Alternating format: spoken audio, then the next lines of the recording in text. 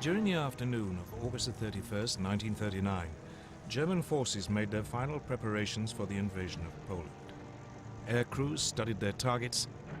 Tanks moved to their assault positions. Then, in the early hours of September the 1st, German soldiers dressed in Polish uniforms attacked a radio station on the German side of the border, leaving behind some bodies.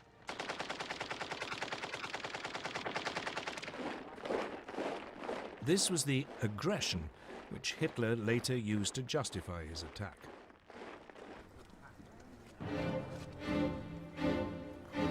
At 8 that morning, German troops pushed aside the Polish frontier barriers and mobile forces raced forward.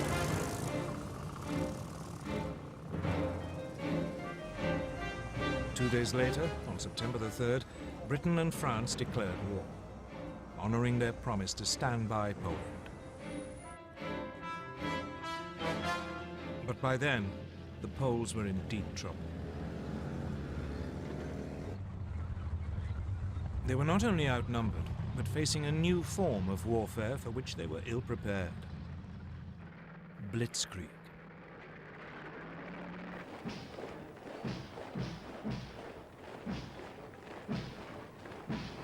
In 1939, the German army consisted of 1.5 million men. Its elite were the panzers, tanks, 6 armored divisions and 4 light divisions intended for reconnaissance, a total of 2,400 tanks. These had been designed to break through an enemy's defenses and strike deep, cutting communications and spreading confusion. Enemy strong points would be bypassed, left to the following infantry to mop up.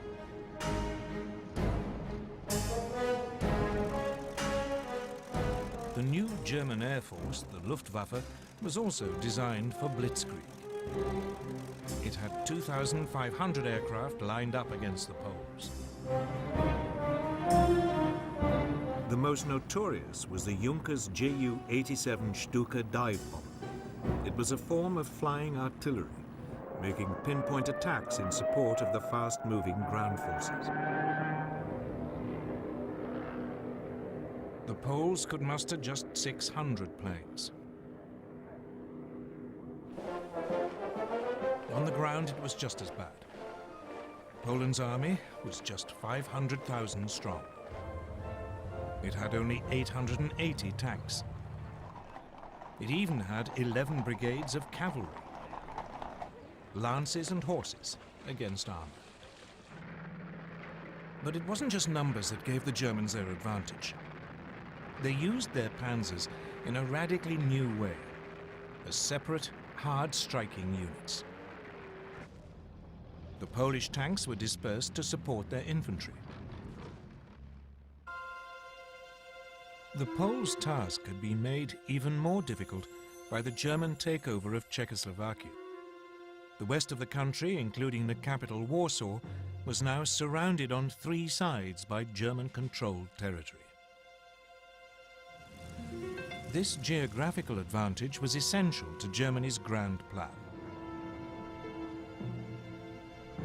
The task of the first thrust of the tanks was to create an initial breakthrough. But actually winning the war depended on deep pincer movements designed to surround and crush the enemy. These would come from Army Group North under General Fedor von Bock. He would launch 2 thrusts from northeast Germany and East Prussia. Army Group South under General Gerd von Rundstedt would launch 2 more from Silesia and Slovakia. The aim would be for the pincers to meet near Warsaw and Brest-Litovsk.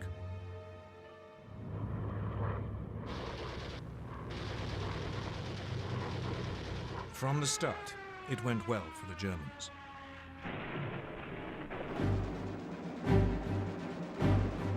The Polish Air Force was effectively eliminated within the first 2 days.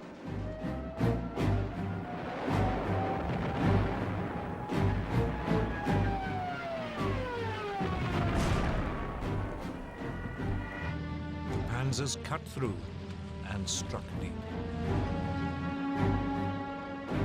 Stukas and medium bombers proved devastatingly effective.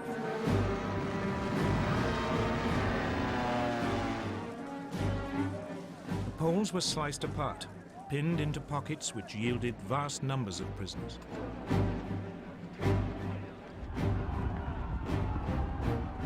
Legend has it that some Polish cavalry units gallantly tried to attack the panzers,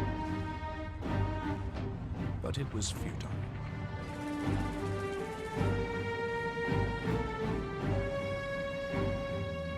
They were just brushed aside.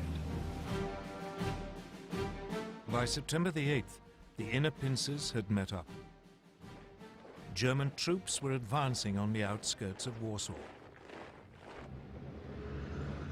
On September the 17th, the outer pincers met at Brest-Litovsk.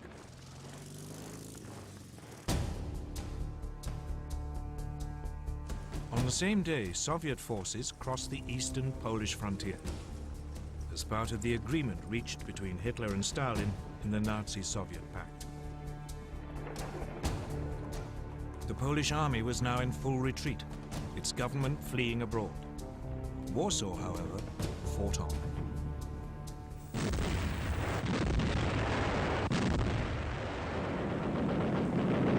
Its defenders rejected a German offer to surrender, so the full fury of the German war machine was turned on it.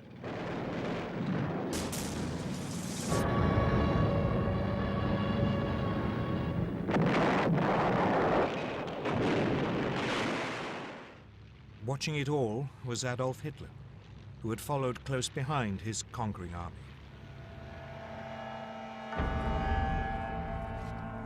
On September the 27th, Warsaw surrendered. The next day, the victors carved Poland up according to the Nazi-Soviet pact. The Soviet Union annexed slightly over half the country to the east. Germany took the rest. Both regimes began rounding up anyone who might present a danger in future. Many were murdered. And for the first time, the Germans revealed how they would behave against those peoples in Eastern Europe whom they considered inferior. They sent in the Einsatzgruppen, special SS squads, to round up Jews.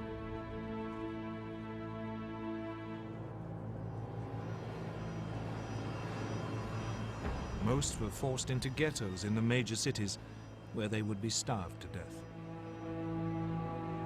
Others were executed on the spot.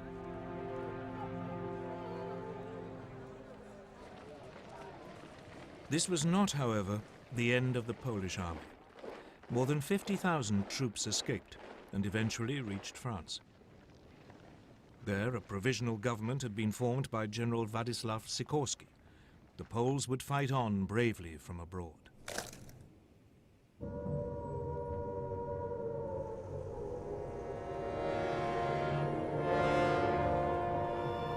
In Britain, the air raid sirens had sounded within minutes of Prime Minister Neville Chamberlain's announcement that hostilities had begun. In fact, despite their politicians' guarantees of Polish sovereignty, Britain and France had done very little to help Poland. As Hitler had gambled, they had no idea what to do once they had actually declared war. Both countries had begun mobilization. Air raid precautions were speeded up. Anti-aircraft guns were placed in major cities. Shelters were erected. Soon, children were being evacuated. Everyone had to carry gas masks, and a blackout was introduced. The British Army began to deploy its 100,000-strong expeditionary force to northern France. French troops did advance a little way inside the German border, but they refused to move beyond the protective cover of artillery range. The initiative was still firmly in Hitler's hands. And he at least knew precisely what he was going to do next.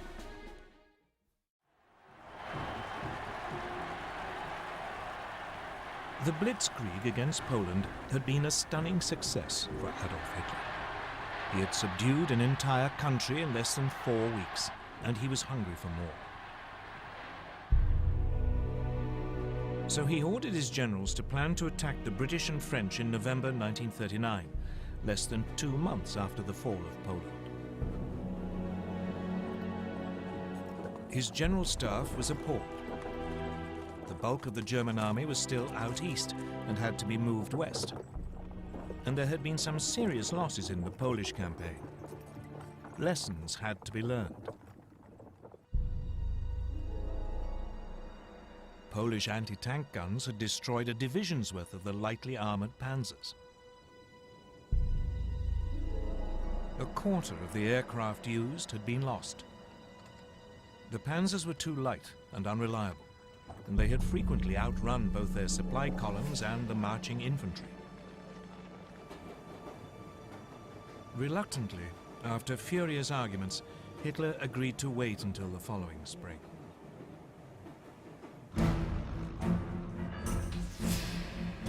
Meanwhile, his enemies were also learning lessons. Britain had thought that bombers would be a key weapon in the coming conflict. But when on September the 4th, Britain's Royal Air Force made a daylight raid on German shipping, 7 of the 30 bombers were shot down. It soon became clear that this wasn't a one-off misfortune. In some raids, over half the aircraft were lost. British bombers just weren't up to the job.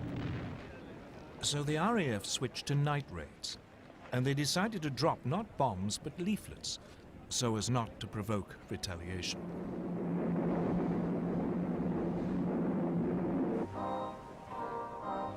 So, with the Blitzkrieg stalled and the air war quiet, the focus now went to the one remaining arena, the sea.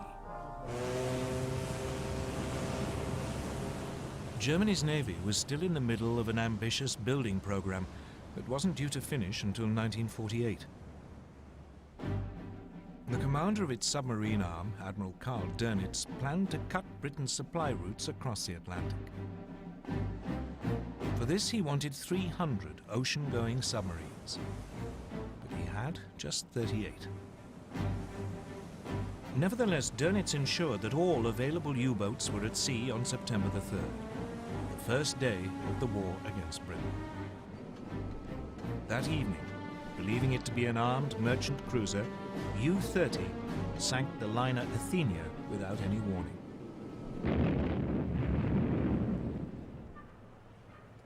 112 lives were lost, including 26 American citizens. The Royal Navy dwarfed its German counterpart. It had 12 battleships. Germany had none.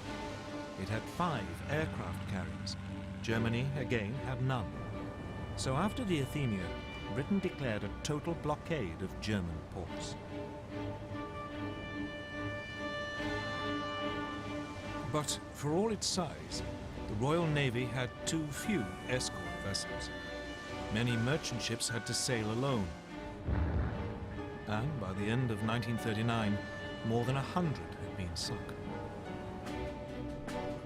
It quickly became apparent that the British had woefully underestimated the submarine threat. On September the 17th, U-29 sank the British aircraft carrier Courageous.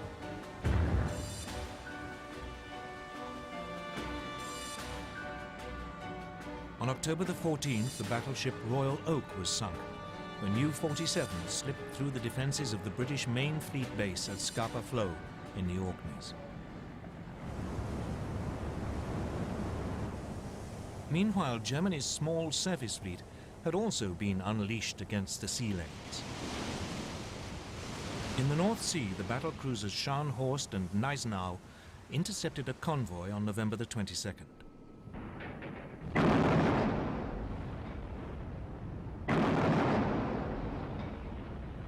They sank its escort, the armed merchant cruiser Rawalpindi. But it was the pocket battleship Graf Spee which caused the greatest problems. Designed specifically for commerce raiding, its 11-inch guns could overwhelm any ship fast enough to overtake it, and it had the speed to escape from any battleship. The Graf Spee had slipped away from Germany before hostilities began.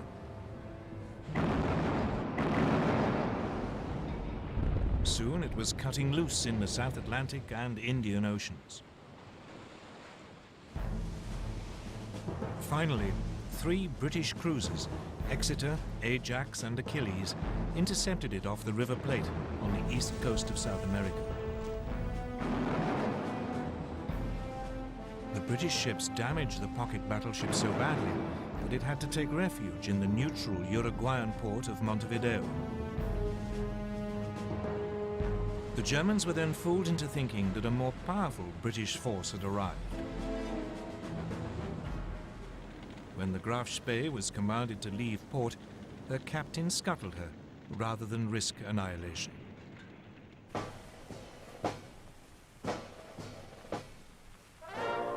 Back home, the Royal Navy crews were feted as heroes. But this was just about the only obvious success enjoyed by the British or French armed forces during the winter of 1939. Though the British did enjoy one secret victory in the technological war, which was to prove vital.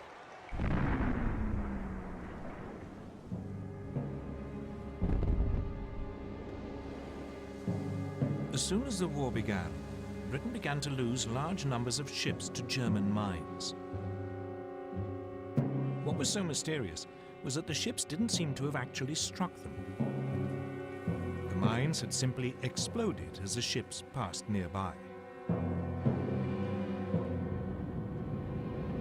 Then, on the night of November the 22nd, 1939, a German plane was spotted dropping a mine at low tide in the Thames estuary. Disarmed and rescued from the mud, the mine was found to be set off by the magnetic signature of a ship passing close by. The solution was to reduce a ship's magnetic signature by hanging a copper cable round the hull and then passing an electric current through it, a process called degaussing. Once degaussing was applied to all ships, the danger from the magnetic mine was massively reduced. But otherwise, as 1940 began, the war was quiet. The two sides did little during the winter except to patrol, train, and try to keep warm, for it was a particularly cold one.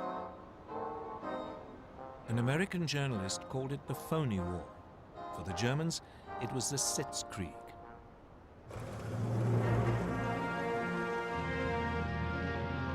In the spring, the British Expeditionary Force took up its position towards the left of the front on the Belgian border.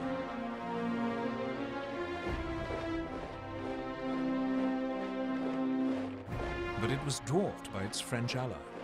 France had some 100 divisions along the Belgian and German frontiers or in reserve nearby. This imbalance meant that the British commander, Lord Gort, had to go along with the ideas of the French general Maurice Gamelin. And these were entirely defensive. French hopes were pinned on the massive ramparts of the Maginot Line. A series of fortifications, it ran from Switzerland to Belgium along the French-German border. The Maginot Line was considered to be completely impassable and would ensure that French territory remained safe.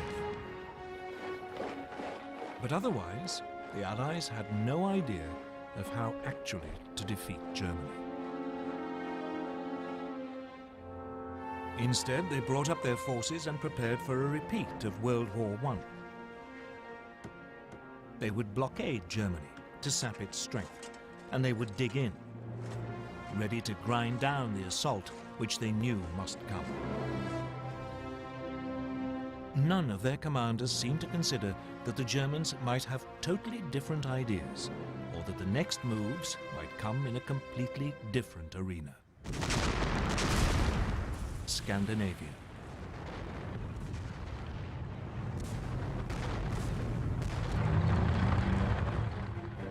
On November the 30th, 1939, a new theatre of war was opened up.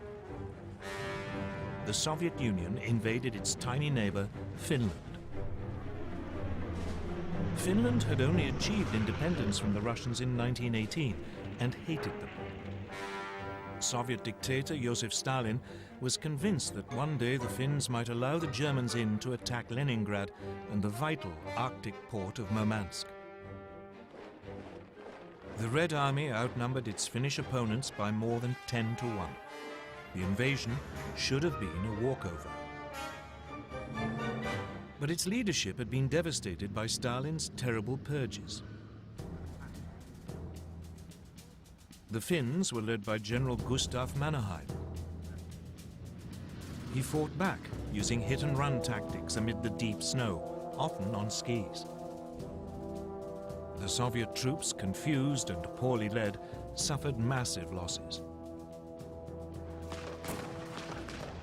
Finland's gallant resistance caught the imagination of the British and French. Soon they were planning to send help via Norway and Sweden. The fact that this might suck two neutral countries into the war was ignored.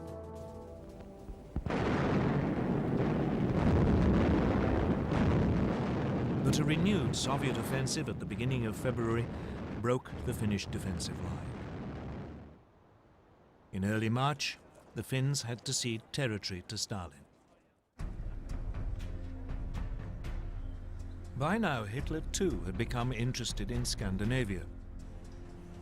The Nazi war machine relied on iron ore from Sweden. In the winter months, the only way it could get to Germany was via the Norwegian port of Narvik. If the Allies landed in Norway, this vital supply could be cut off. So he ordered plans to be prepared for an invasion of Norway. Denmark, which was in the way, would also have to be seized. The Norway theatre heated up on February the 16th, 1940. The British destroyer Cossack boarded the German supply ship Altmark in a Norwegian fjord to release prisoners.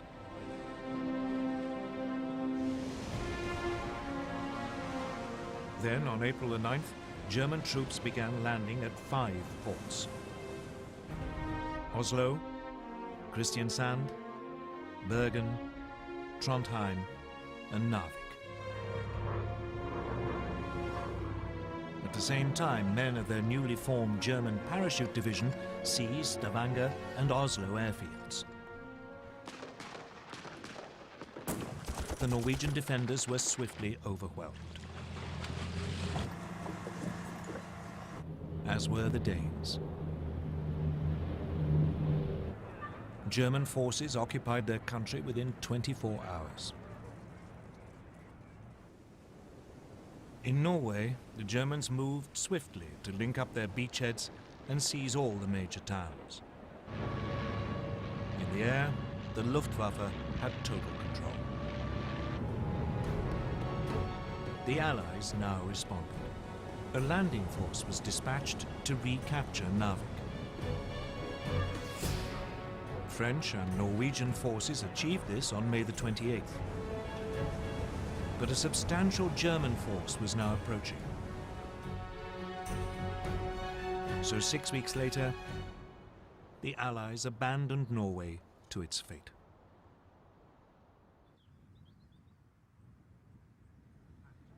Hitler had spent most of that winter and spring at his country retreat, the Berghof in southern Bavaria. For him, the events in Scandinavia were a sideshow. Instead, he was preparing for his next major blitzkrieg against Britain and France. The first plan his generals brought him had a familiar ring to it. The Germans would advance into Belgium, aiming to swing down towards Paris. It was a repeat of the Schlieffen Plan, which the Germans had used at the start of World War I. The Allies were expecting this, and their main strategic discussion was how to prepare for it. When the Germans attacked, the Allies planned that their forces west of the Maginot Line would swing forward into Belgium to hold them on the shorter and more defensible line of the rivers Dyle and Meuse.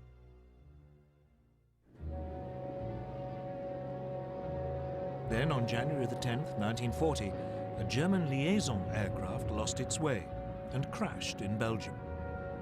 A copy of the German plan was found. This convinced the Allies that their Dyle plan must be right, and they deployed their troops accordingly. Unfortunately, the same event made the Germans alter their ideas entirely. Chief planner General Erich von Manstein had always thought the original plan unimaginative. He was worried that the German forces would become bogged down, as in World War I, and that his country would lose a long, drawn-out war. So he proposed to Hitler that the main thrust should be made at the point where the Maginot Line ended, and where the Allies were most vulnerable as their Western armies moved forward. Virtually all Germany's panzers would be gathered opposite the Ardennes in southeast Belgium. The Allies considered this hilly and wooded area almost impassable for tanks. It was therefore lightly defended. The plan was to drive deep behind the Allied armies, which would have advanced into Belgium. They could then cut them off, and all the forces sitting in the Maginot Line would be bypassed. It was a high-risk strategy. The German armor could become stuck in the forest, but Hitler loved it. So the German forces were redeployed without the Allies knowing. The Allies, meanwhile, prepared for their long defensive war. In addition to the formidable barrier of the Maginot Line, they had a slight advantage both in manpower, some 110 divisions available against 95 German, and in armor, about 3,000 vehicles against 2,700. The French also had the better tanks.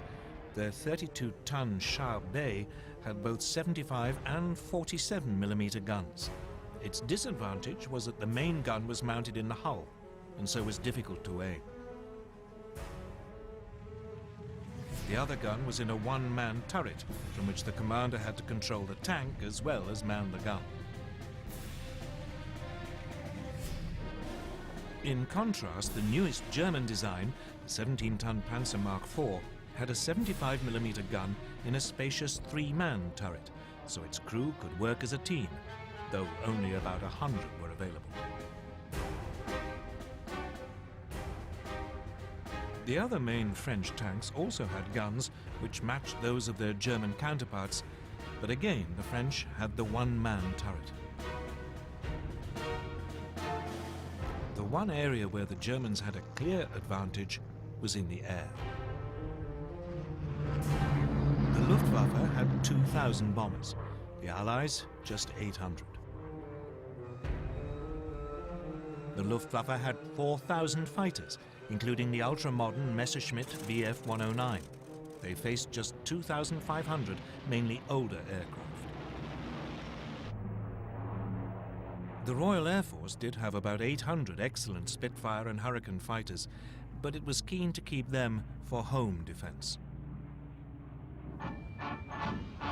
But the main difference between the two armies was in philosophy. Everything the Germans did was focused on the possibilities of blitzkrieg. All their armor was grouped in 10 independent panzer divisions. But the French were preparing for a repeat of the static fighting of World War I. They saw tanks as infantry support and distributed them piecemeal instead of concentrating them. They had noticed the success of Germany's panzers in Poland, so they were assembling 3 armored divisions. But by the start of hostilities, none was fully operational. 2 totally different ways of military thinking were about to go head-to-head. Blitzkrieg against static warfare.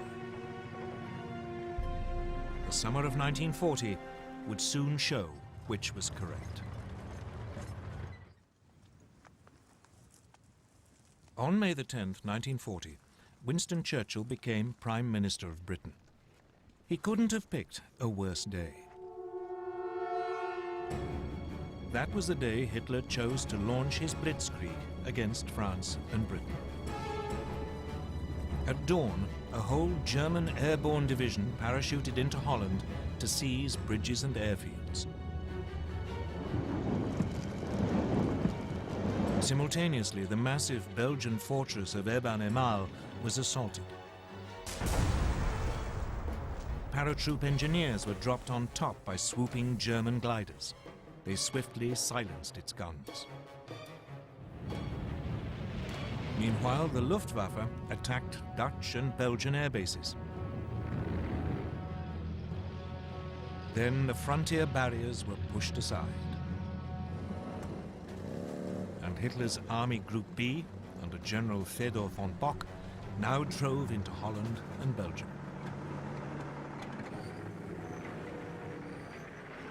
As planned, the French and British armies along the Belgian border moved forward to their new defensive line along the Dyle and Meuse rivers. But none of the Allied commanders seemed to have noticed that German Army Group A, which had the bulk of the panzers, after brushing aside the Belgian frontier troops, had now begun driving through the hills and woods of the Ardennes to their south.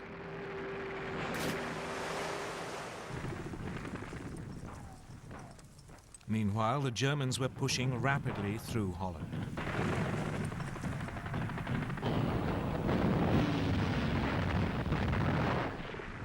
The obsolete Dutch army was no match for the highly tuned German war machine, and it was under continual heavy air attack by the Luftwaffe, which roamed the skies unchallenged. On May the 14th, the Germans demanded the surrender of the port of Rotterdam. A large force of bombers took off as the Dutch hesitated. While they were airborne, the Dutch agreed to surrender the city, but apparently a recall message never reached the bombers.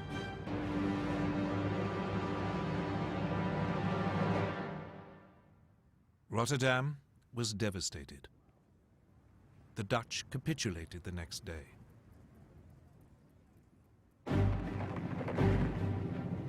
Then came the hammer blow. The thing that British and French planners had thought impossible had happened. German panzers were through the Ardennes and had reached the Meuse by the evening of May the 12th.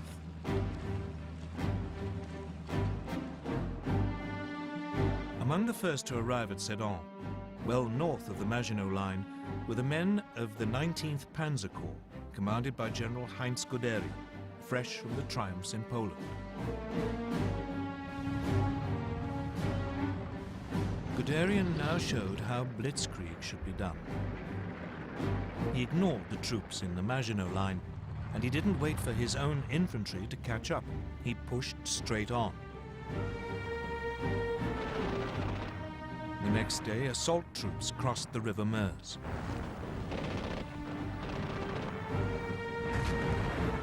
Engineers began building bridges for the armor while under heavy French fire.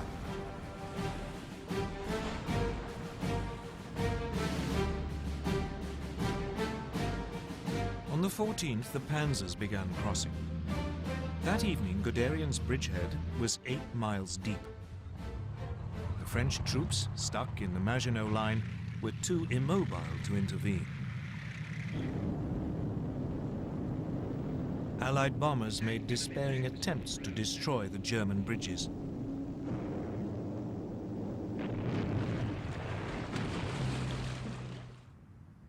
But most were shot down.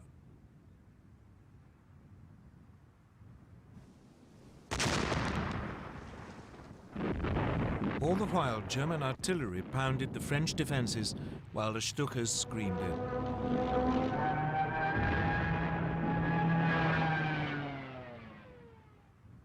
Just 3 days after the attack had been launched, the French defenders around Sedan broke. Guderian's panzers began racing westwards. By nightfall, they had advanced more than 40 miles behind the northern group of Allied armies. These had been holding firm on the Dial line, but now the French Supreme Commander, General Gamelin, realized that they were about to be encircled. He ordered them to fall back. This sudden decision to withdraw bewildered the Allied troops, who had no idea what was going on behind them. As they fell back, they were hindered by a growing flood of refugees clogging the roads. That day, the French Prime Minister Paul Reynaud phoned Churchill. He said, "We are beaten. We have lost the battle." But for all the brilliance of the Blitzkrieg, the Germans were vulnerable. As the panzers raced westwards, they created an ever longer corridor just a few miles wide. The Allies realized that this was open to counterattack. The bulk of the German army was still totally dependent on horsepower or its own feet for transport, so the gap between the rampaging panzers and the follow-up infantry grew with every hour. On May the 17th, Colonel Charles de Gaulle, commander of one of the newly formed French armored divisions, made the first of 2 attempts to cut through the German line near Crécy. But the cumbersome French command system meant that units were sent into battle piecemeal, not in a coordinated thrust.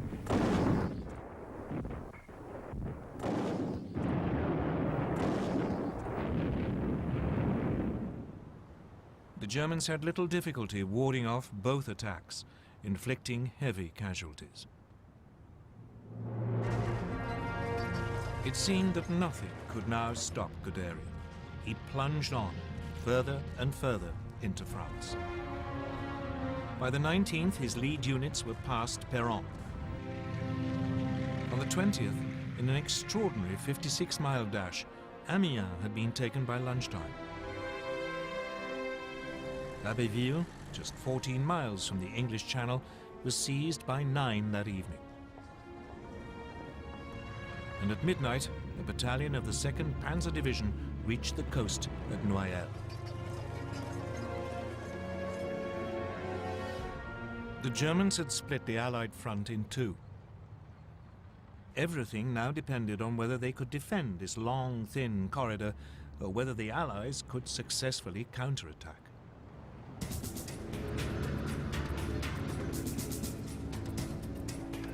So now the British got ready to break the German lines. On May the 21st, 2 armoured battalions prepared to launch an attack south of Arras. The British tanks were even more unsuited to fast-moving armoured warfare than the French. Their most effective machine, the Matilda II, had been designed for infantry support. Though well armoured, it was slow and undergunned.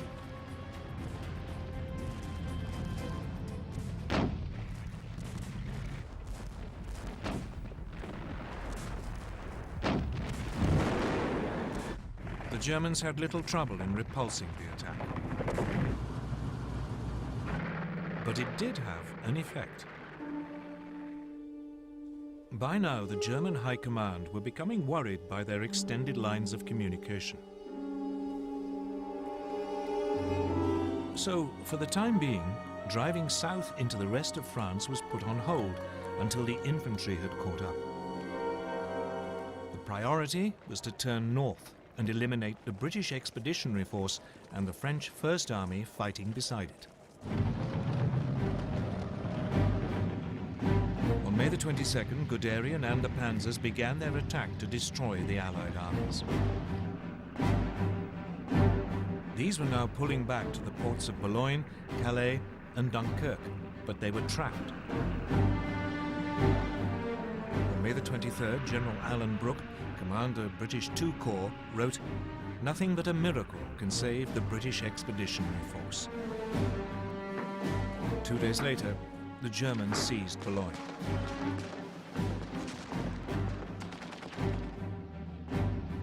was beginning to look as if even a miracle would be too late. May the 25th, 1940. The situation of the British Expeditionary Force and the French First Army was desperate. The port of Boulogne had been overrun. German troops had isolated Calais. The British were being forced back to the port of Dunkirk. Lord Gort, the British commander, advised his government that the only hope of saving even a fraction of his troops was to organize an evacuation by sea. But as the dive bombers screamed down and the panzers were poised for the final assault, evacuation seemed a forlorn hope. The British anticipated that Dunkirk would be overrun within a day. But unknown to the British, Hitler and the German High Command had made a decision which was to save them from total annihilation. The Germans were only too aware that their panzer crews were exhausted and their machines needed urgent repairs. Those attacks by de Gaulle and the British may have failed, but they had shown very clearly how vulnerable the German lines of communication were. This was the great weakness of Blitzkrieg.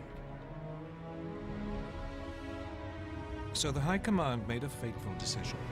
It decided to stop the panzers' advance to save them from further damage and wait for the infantry to come up. Only then would the Allied pocket around Dunkirk be eliminated. So the Blitzkrieg was halted and the panzers lay idle. They would not advance for 2 days, just enough to buy the British in particular a little time to prepare. As the tanks waited, the only major action was in Calais. There the British and French garrison refused to surrender. Instead, they had to be overrun in 3 days of bloody hand-to-hand fighting. When the panzers got going again 2 days later on May the 26th, the weather had changed.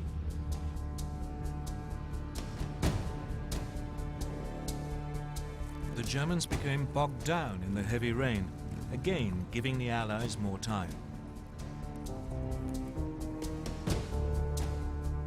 So it was that at 7:57 p.m. on May the 26th, Vice Admiral Bertram Ramsay, flag officer commanding Dover, received a signal that he was to put Operation Dynamo into action.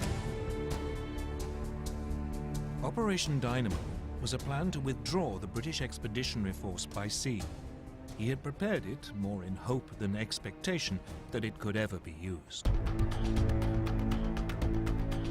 The following day, a makeshift fleet of destroyers, tugs, and passenger ferries crossed the English Channel. But by the end of the day, less than 8,000 of the over 300,000 troops at Dunkirk had been rescued.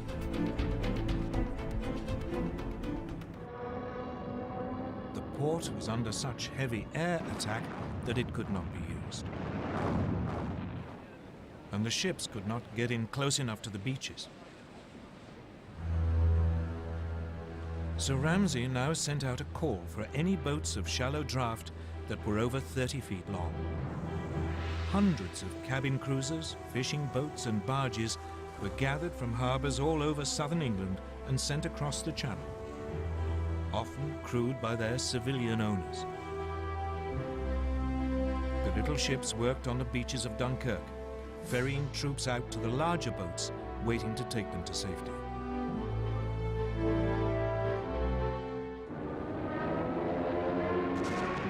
All the time, they were under constant air attack. The British Air Force threw every fighter it possessed into the battle to drive the Luftwaffe off.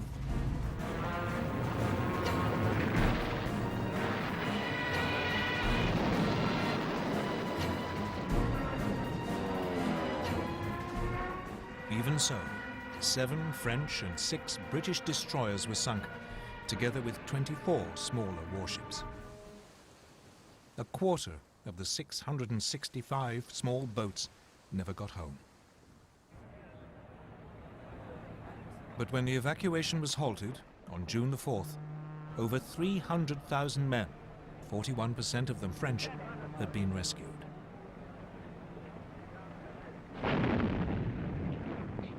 None of this would have been possible without the heroism of the French army. It played a vital role in slowing down the German advance.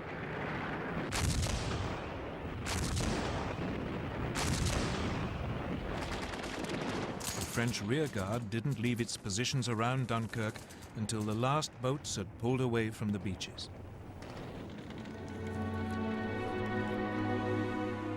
One British officer compared them to the last stand of the Spartans at Thermopylae.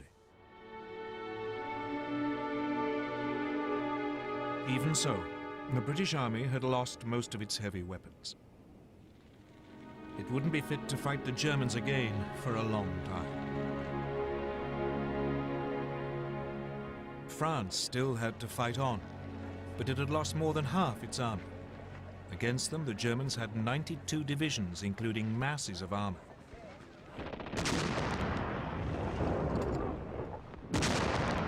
At 4 in the morning of June the 5th, a short bombardment began the final destruction of France.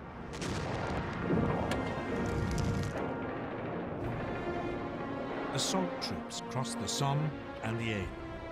At first, the French resistance was fierce, and the Germans struggled to break out of their bridgeheads. But, once again, the Luftwaffe helped crush the defenses. Soon the panzers were pushing south, and the trickle of surrendering French troops turned into a flood. By the 9th, the panzers had reached the River Seine, and the infantry were only a few hours behind. Once across the river, the Germans fanned out into the interior of the country. On the 14th, the German army marched into Paris.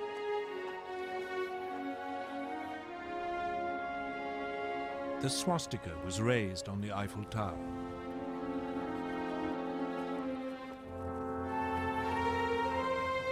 Hitler had secured the prize which had eluded the Kaiser in 1914. The Parisians could only watch in stunned horror. Throughout the period of the French collapse, Winston Churchill paid 5 visits to France, trying to bolster French resistance. On June the 16th, he even offered Paul Reynaud a union with Britain if France stayed in the fight. But it was too late. Reynaud's cabinet rejected the proposal, and the Prime Minister resigned that evening. He was succeeded by Marshal Philippe Pétain, who immediately asked the Germans for an armistice.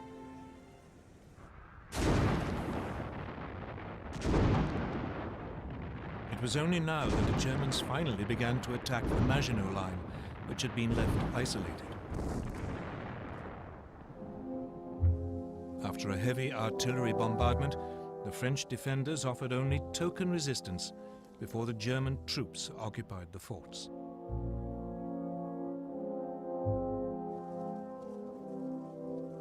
On June the 21st, Hitler went to Compiègne, where the railway carriage in which the Germans had signed the armistice in 1918 was kept.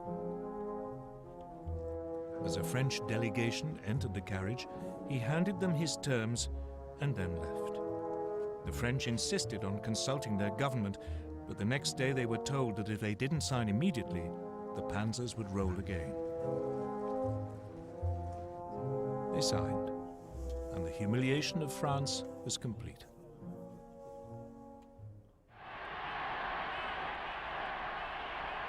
For Hitler, his control of Western Europe seemed absolute. He felt sure that Britain must now seek peace, and that soon he could turn to the next stage of his master plan. But even though the Blitzkrieg had achieved so much so fast, it hadn't won him the war. The British, battered and wounded, had escaped to fight another day.